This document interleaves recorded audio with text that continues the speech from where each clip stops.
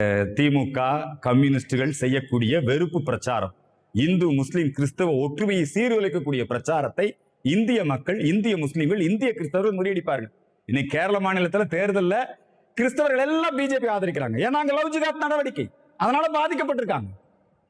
அதே மாதிரி தான் கன்னியாகுமரியிலும் நல்ல கிறிஸ்தவர்கள் பாரதிய ஜனதாவை ஆதரிப்பார். தேசபக்தி உள்ள அப்துல் கலாம் மாதிரியாக இருக்கக்கூடிய அந்த அவரை நேசிக்கக்கூடியவர்கள் பாரதிய ஜனதாவை ஆதரிப்பார்.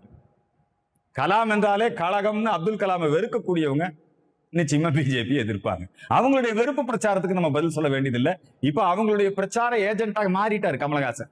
ஒரு ராஜ்யசபா சீட்டுக்காக, நல்ல சினிமா பட வாய்ப்புக்காக, அறிவாலயத்திற்கு அவங்க என்ன செஞ்சாலும் அவங்க அதை பத்தி பிஜேபிக்கு எதிரான வெறுப்பு பிரச்சாரத்திலே இன்றைக்கு அவர்கள் ஈடுபட்டு கொண்டிருக்கிறார்கள். அவர் எழுதுறது பேசுறதெல்லாம் பாருங்க. இன்னொரு பக்கம் இப்ப ஜோசப் விஜய் அவர் கன்னியாகுமரி மாவட்டத்தில் மிகப்பெரிய தாக்கத்தை ஏற்படுத்துவார். கன்னியாகுமரி மாவட்டத்தில் திமுக கூட்டணியை தோற்கடிக்கக்கூடிய பொறுப்பை ஜோசப் விஜய் எடுத்துக்கிட்டார். ஏன்னா சபைகளே இப்ப ரெண்டா நிக்குது. நேரடியாக கிறிஸ்தவராக இருக்கிற ஜோசப் விஜய்க்கு ஆதரவு, கடலோர மீனவ மக்கள் ஜோசப் விஜய்க்கு ஆதரவு, அந்த பிரச்சாரத்தை சபைகளே பண்ண ஆரம்பிச்சிட்டாங்க. இவ்வளவு நாள் திமுக அந்த கிறிஸ்தவ சபைகளெல்லாம் கண்ட்ரோல வச்சிருந்தாங்க. இன்னைக்கு ஜோசப் விஜய் அந்த ஓட்ட சிதறடிக்கிறார். அதனால கன்னியாகுமரியில் 6 தொகுதியிலையும் தேசிய ஜனநாயக கூட்டணி நிச்சயமாக வெற்றி பெறக்கூடிய வாய்ப்பை அவர்கள் இன்றைக்கு உருவாக்கி கொண்டிருக்கிறார்கள். ஜோசப் விஜயுடைய கட்சி ஒரு சீட் கூட ஜெயிக்காது, எல்லா இடத்துலையும் டெபாசிட் போகும். அவங்களுக்கு தமிழ்நாடு முழுக்க இருக்கக்கூடிய மக்கள், ஏன்னா அந்த கட்சியினுடைய செல்வாக்கு குறைஞ்சிக்கிட்டே இருக்குது.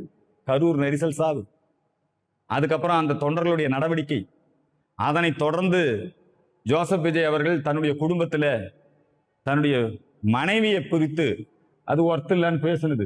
இப்ப எல்லாம் கட்சிக்காரன் போல தேர்தல் வேலை செஞ்சுட்டு இருக்கான். இந்த ஆளு தனி விமானத்துல வளகாப்புக்கு போனான். இதெல்லாம் மக்கள் பார்த்துட்டு இருக்கிறாங்க.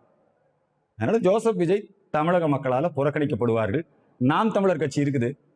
இந்த நாம் தமிழர் கட்சி என்னன்னா, அவங்களும் மறைமுகமாக, இப்ப ஜோசப் விஜய் நேரடியாக திமுகவுடைய ஒரு டீமா செயல்படுறாரு. அவருடைய ஜனநாயகன் படம் அதை திமுக அந்த சன் டிவி நிறுவனம் தான் சேட்டலைட் உரிமை வாங்கி இருக்குது. திமுகவுக்கும் அவருக்கும் நல்ல நெருக்கம் இருக்குது. ஆனா நம்மால் இருக்காரு, இவரு மறைமுகமா திமுக உதவுறாரு.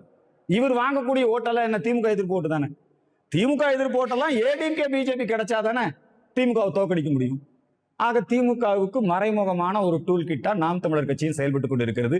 இவங்கெல்லாம் எத்தனை பேர் செயல்பட்டாலும் ஏடிஎம்கே பிஜேபி கூட்டணியை வெற்றியை தடுக்க முடியாது. எடப்பாடி முதலமைச்சராவதை திமுக கம்யூனிஸ்டுகள் செய்யக்கூடிய வெறுப்பு பிரச்சாரம், இந்து முஸ்லிம் கிறிஸ்தவ ஒற்றுமையை சீர்குலைக்கக்கூடிய பிரச்சாரத்தை இந்திய மக்கள், இந்திய முஸ்லிம்கள், இந்திய கிறிஸ்தவர்கள் முறியடிப்பார்கள். இன்னைக்கு கேரள மாநிலத்தில் தேர்தலில் கிறிஸ்தவர்கள் எல்லாம் பிஜேபி ஆதரிக்கிறாங்க. ஏன்னா அங்க லவ் ஜிகாத் நடவடிக்கை, அதனால பாதிக்கப்பட்டிருக்காங்க. அதே மாதிரி தான் கன்னியாகுமரியிலும் நல்ல கிறிஸ்தவர்கள் பாரதிய ஜனதாவை ஆதரிப்பார். தேசபக்தி உள்ள அப்துல் கலாம் மாதிரியாக இருக்கக்கூடிய அந்த அவரை நேசிக்கக்கூடியவர்கள் பாரதிய ஜனதாவை ஆதரிப்பார். கலாம் என்றாலே கழகம்னு அப்துல் கலாமை வெறுக்கக்கூடியவங்க நிச்சயமா பிஜேபி எதிர்ப்பாங்க. அவங்களுடைய வெறுப்பு பிரச்சாரத்துக்கு நம்ம பதில் சொல்ல வேண்டியதில்லை. இப்ப அவங்களுடைய பிரச்சார ஏஜென்ட்டாக மாறிட்டார் கமலஹாசன்.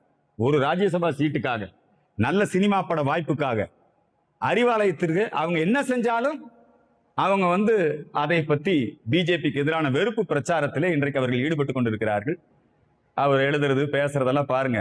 இன்னொரு பக்கம் இப்ப ஜோசப் விஜய் அவர் கன்னியாகுமரி மாவட்டத்தில் மிகப்பெரிய தாக்கத்தை ஏற்படுத்துவார். கன்னியாகுமரி மாவட்டத்தில் திமுக கூட்டணியை தோற்கடிக்கக்கூடிய பொறுப்பை ஜோசப் விஜய் எடுத்துக்கிட்டார். ஏன்னா சபைகளே இப்ப ரெண்டா நிக்குது. நேரடியாக கிறிஸ்தவராக இருக்கிற ஜோசப் விஜய்க்கு ஆதரவு, கடலோர மீனவ மக்கள் ஜோசப் விஜய்க்கு ஆதரவு, அந்த பிரச்சாரத்தை சபைகளே பண்ண ஆரம்பிச்சிட்டாங்க. இவ்வளவு நாள் திமுக அந்த கிறிஸ்தவ சபைகளெல்லாம் கண்ட்ரோல வச்சிருந்தாங்க. இன்னைக்கு ஜோசப் விஜய் அந்த ஓட்ட சிதறடிக்கிறார். அதனால கன்னியாகுமரியில் 6 தொகுதியிலையும் தேசிய ஜனநாயக கூட்டணி நிச்சயமாக வெற்றி பெறக்கூடிய வாய்ப்பை அவர்கள் இன்றைக்கு உருவாக்கி கொண்டிருக்கிறார்கள். ஜோசப் விஜயுடைய கட்சி ஒரு சீட் கூட ஜெயிக்காது, எல்லா இடத்துலையும் டெபாசிட் போகும்.